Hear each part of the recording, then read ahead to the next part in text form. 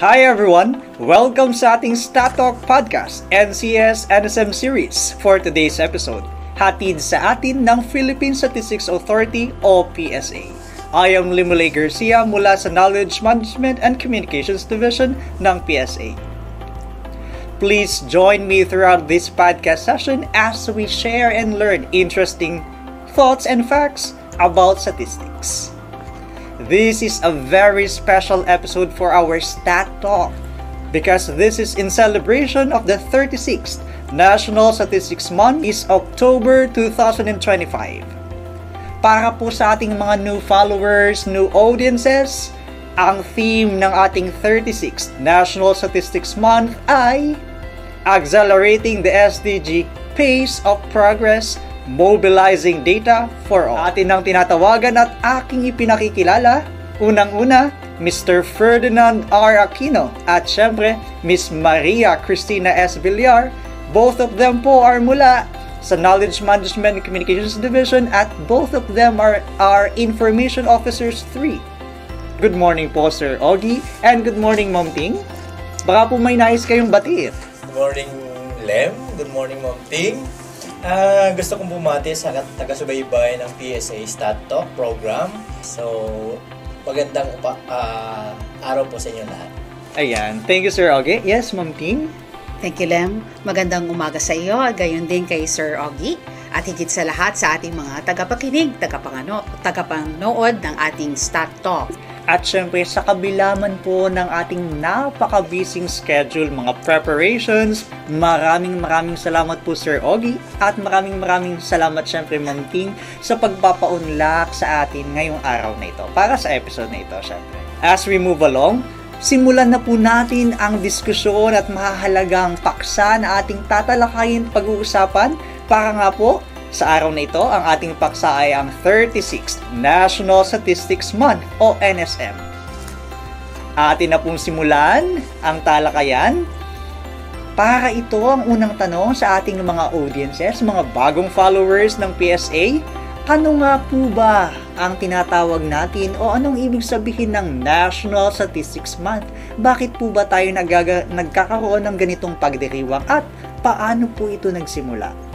Sir Ogie, Lem, yung National Statistics Month ay lagi nating ginaganap taon-taon tuwing month ng October. Ito ay nagbigay ng bisa dito ay yung Presidential Proclamation na inisyo ni President Corazon Aquino sometime in 1990. So kung tutuusin, pang ilan na tayong National Statistics Month ngayon? 36 year.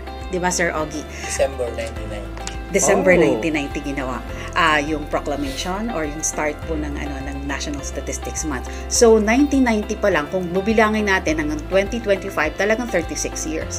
So 36 times na natin ginagawa ang National Statistics Month. At ano nga po ba ang layunin ng National Statistics Month?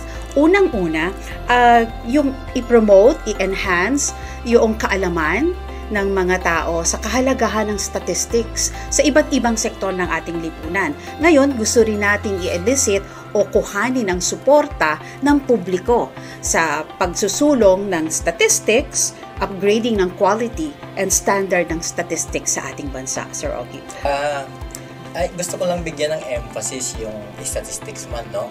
Kasi katulad nga, pang 36 years na tayong nagse-celebrate ng ganitong okasyon. So, ano nga ba ang layunin? Bakit natin kailangan celebrate yung National Statistics Month tuwing October taon-taon? So, kailangan natin ito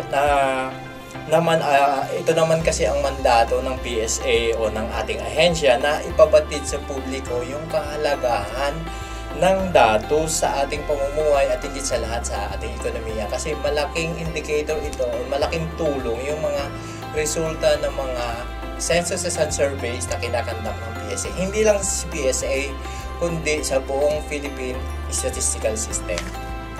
So, yun yung kabati.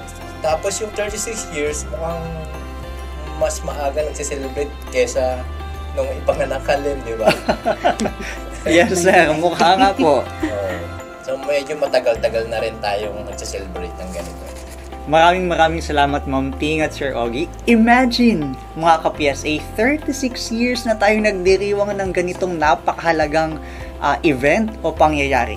Mahalaga ang iba't ibang buwan na ating ipinagdiriwang, pero syempre, mahalaga rin nga, gaya ng sinabi ni Sir Ogie at ni Ma'am Ting, na bigyan natin ng pansin at atensyon ang kahalagahan ng bawat numero at estadistika na may kaugnayan sa lahat ng aspeto ng ating buhay. Ano-ano nga po ba ang mga kapanapanabik, mga mahahalagang pangyayari, aktibidades na gaganapin nga 36th NSM?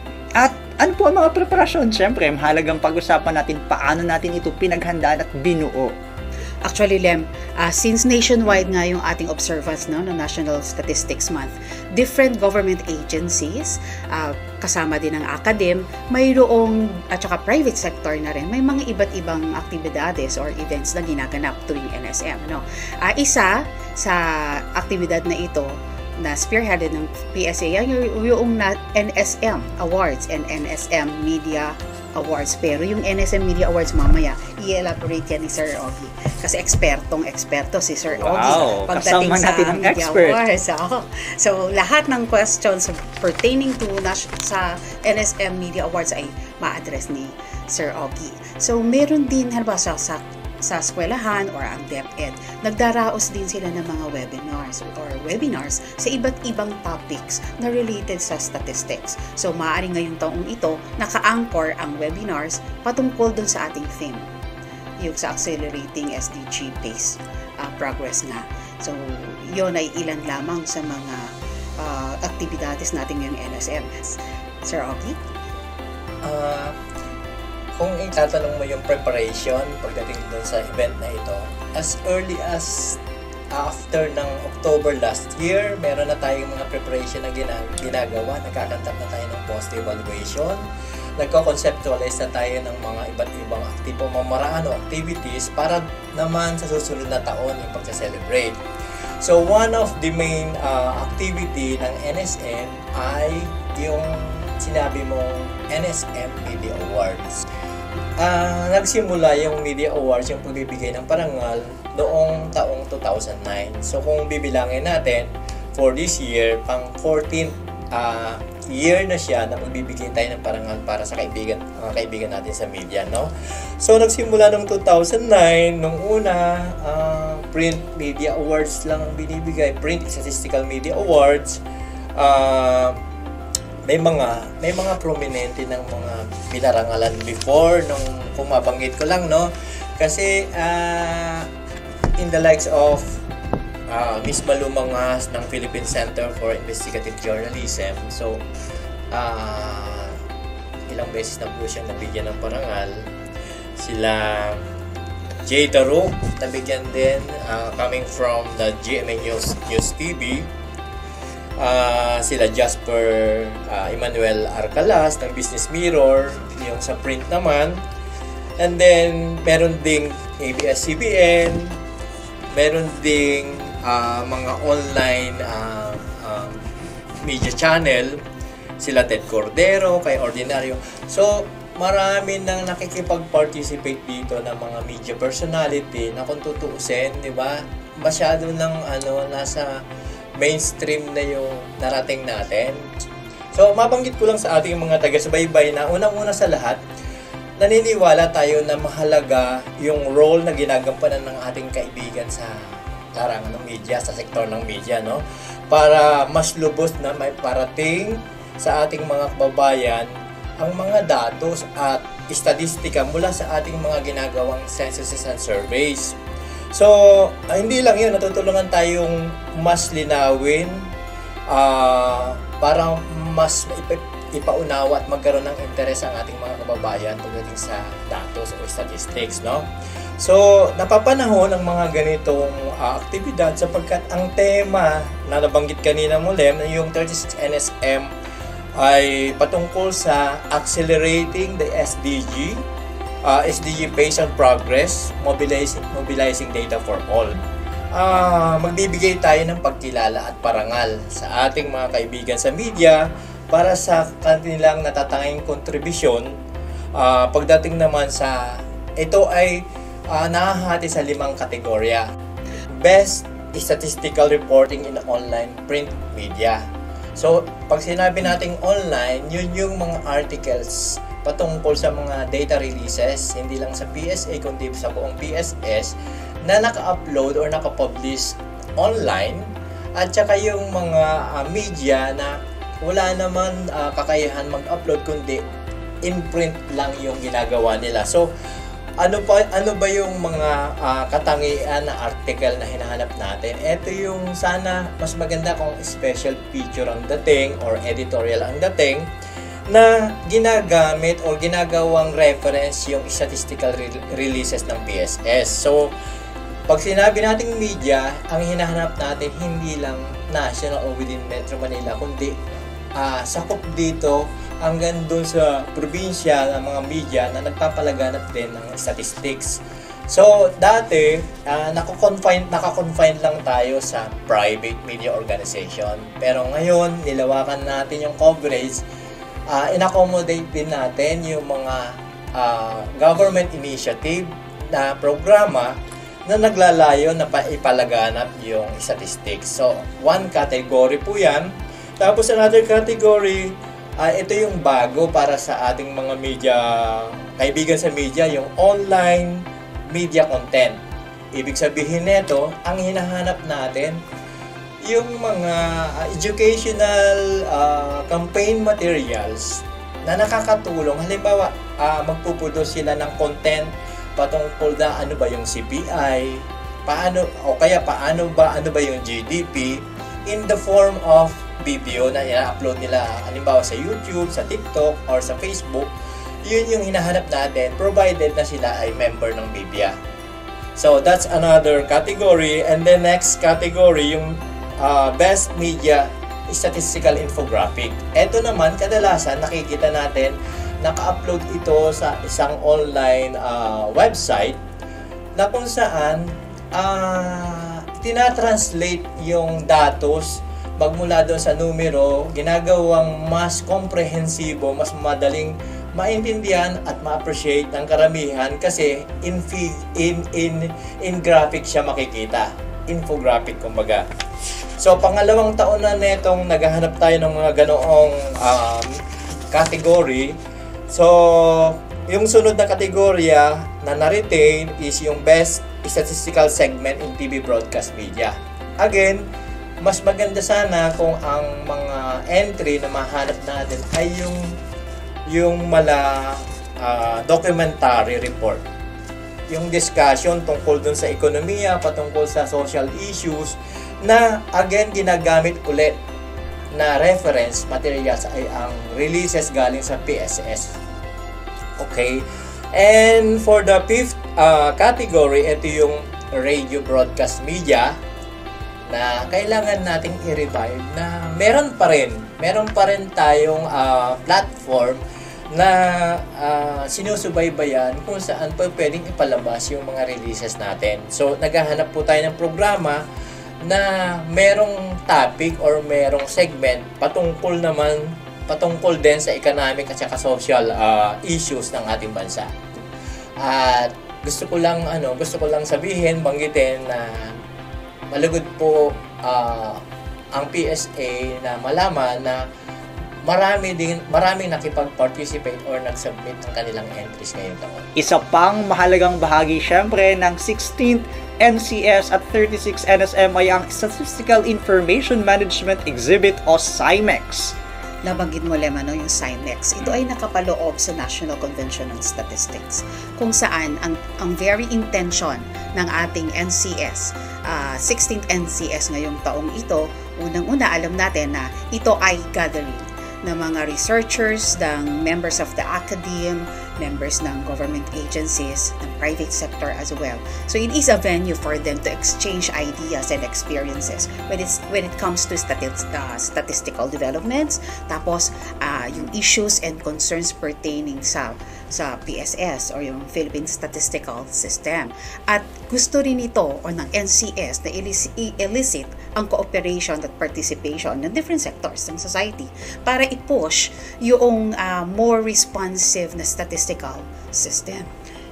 At isa nga sa mga activities ng NCS ay yung SIMEX o yung Statistical Information Management Exhibit, kung saan ini-invite natin yung mga suppliers halimbawa ng statistical programs katulad ng SPSS, ganyan, or yung R, or yung sa CS Pro, Sir Ogie, ano po, mga ganyan, mga programs or mga software. Gayon din, ini-invite din natin yung mga suppliers ng hardware na po pwede, kasi itong mga to ay po pwedeng magamit sa pag-process ng data.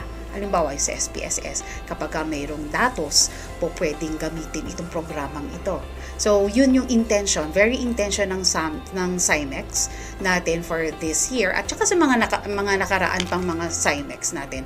Yun ang intention, para mag-provide ng venue para sa ating mga exhibitors na i-highlight nila ano ba mga innovations nila for this year na po pwedeng gamitin na ating researchers or members of academe ng government sa processing ng datos. Maraming salamat, Ma'am Ting. At dahil nga sa pagbabahagi or pakikilahok ng ating mga partner agencies sa SIMEX na nabanggit ni Ma'am Ting, mas malawak ang nagiging pagbabahagi ng impormasyon at datos ng estadistika sa ating mga kababayan.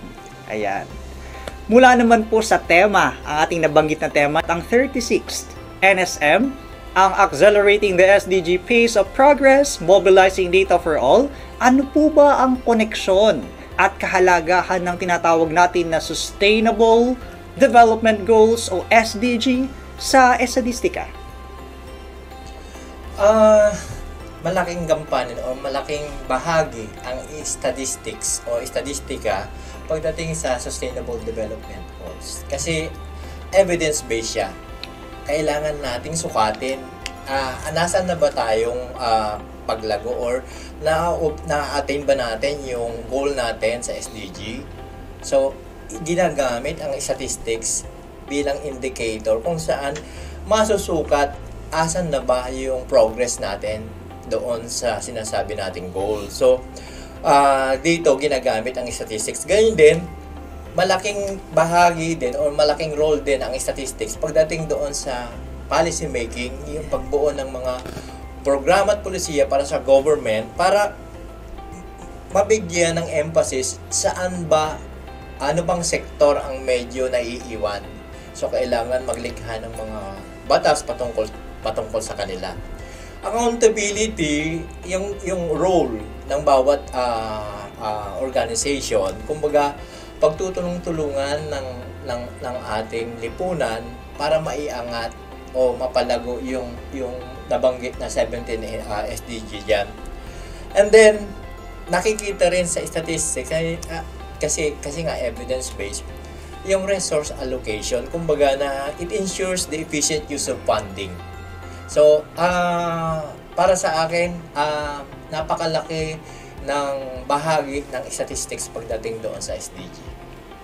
Maraming salamat, Sir Ogie. If I may add, Lem, sa sinabi niya, tama yung sabi ni Sir Ogie, kung sa pamamagitan ng statistika or ng datos, nakikita natin how fast natin na-attain yung goals natin, sustainable development goals natin ng Pilipinas, in terms of na-attain ba natin yung target? Meron ba o alin ba dito yung kinakailangan natin mag-catch up para ma-attain natin by 2030? Kasi di ba yun yung as one of the member agencies nga or member countries ng UN, nag-a-adhere tayo sa Sustainable Development Goal na in-identify nga, no? So, yun, ang datos, sa pamamagitan ng datos, nabanggit din ni Sir Ogie na ito ang magbibigay sa atin ng indicator or ng ways or magbibigay sa atin ng information, kasi pag-process data or statistics gives us information na po pwede nating gamitin bilang batayan sa pagbalangkas nga ng mga programa, polisiya, ano pa yung kinakailangan nating innovations para makaka-catch up tayo dun sa mga targets natin na hindi pa natin. Kasi kumbaga happy to note na most of the targets naman ay on time tayo, pero meron talagang kinakailangan pang i-catch up. So yun, yung mga ways natin para makaka-catch up tayo ay madedetermine through data. Maraming salamat, Ma'am Ting and Sir Ogie. Tunay ngang naging matunog, Ma'am Ting at Sir Ogie, ang mga katagang sustainable development o ang kaugnay na rin sa nabanggit niyo pong SDG goals. At ang Philippine Statistics Authority po ay patuloy na sumasabay sa pagpapalaganap ng mga impormasyon at pagpapahalaga sa ating mga SDG goals. Kaya nga po, tayo ay nananatiling evidence-based gamit ang mga datos at estadistika na nabanggit ni Ma'am Ting at Sir Ogie para po ito sa paggawa ng mga polisiya, pagmomonitor kung mahihit ang mga targets at ito ay para lahat sa ating mga kababayan. But before we end our session, baka may message or invitations po tayo to everyone. Ma'am Ting, Sir Ogie? Sir Ogie, sige po. So I'll go ahead, Sir Ogie. Inaanyayahan po namin ang publiko na makilahok sa anumang aktibidades or activities ng ating local government, ng ating government agencies, ng ating schools na nakatuon sa pagdiriwang ng National Statistics Month. Sir Ogie. So again, ini-encourage pa rin natin, sumali kayo sa mga kaibigan natin sa media, sumali pa rin kayo para sa next year naman. Nabanggit na namin yung mga categories, so mamili na lang po kayo doon. Thank you so much, Sir Ogie. At syempre, maraming salamat sa mga sinundang yapak, ang mga naging modelo natin sa trivyang binigay ni Sir Ogie. Ika-14th na po pala na pagsasagawa ng NSM Media Awards. At syempre, patuloy po nating sundan ang yapak ni na Miss Malu, Mr. J. Taruk at lahat ng mga kapita-kapitagang media partners natin na nagbahagi ng kanilang talento at kung paano pa mas mapapayabong ang pagpapahalaga at pagbabahagi ng impormasyon gaya ng estadistika. Muli, maraming salamat Mr. Ferdinand Aquino and Miss Maria Cristina S. Villar. Huwag niyo pong kalilimutang i-follow ang mga social media accounts ng Philippine Statistics Authority at patuloy na maging informed, makibahagi sa ating StatTalk Podcast. Ako po si Limrelay Garcia mula sa Philippine Statistics Authority Knowledge Management and Communications Division. Ito ang StatTalk Podcast NCS NSM Series because data is just more than numbers.